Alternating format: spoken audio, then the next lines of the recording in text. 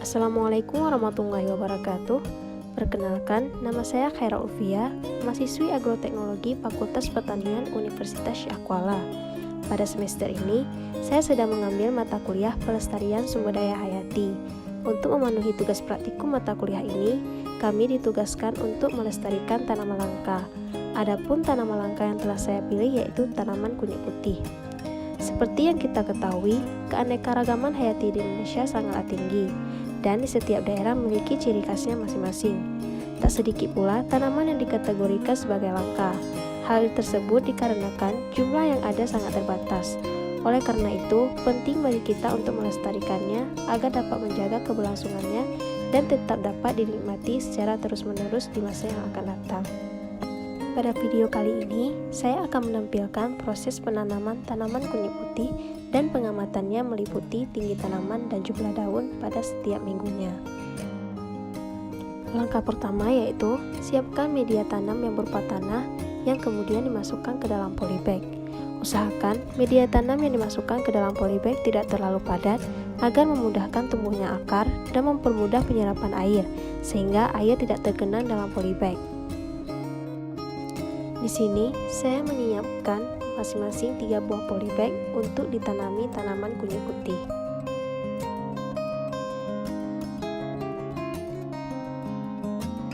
Langkah selanjutnya, saya mengambil umbi kunyit putih yang berada di halaman belakang rumah saya untuk diperbanyak lagi dengan menanamnya kembali dalam polybag. Di sini, saya memotong umbi kunyit putih menjadi 3 bagian untuk ditanami dalam ketiga polybag. Usahakan ketika memotong umbi, setiap bagian yang dipotong memiliki tunas agar mempercepat pertumbuhan tanaman kunyit putih ketika ditanam dalam polybag.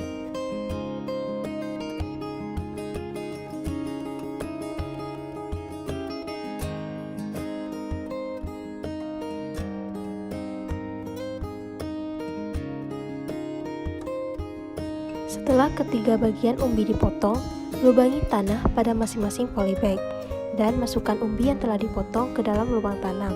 Kemudian ditutup sedikit bagian atasnya dengan tanah.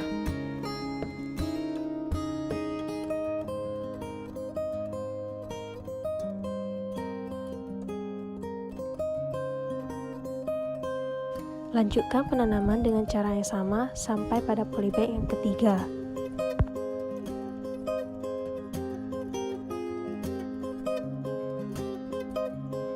Setelah semua umbi ditanam, lakukan penyiraman pada masing-masing polybag.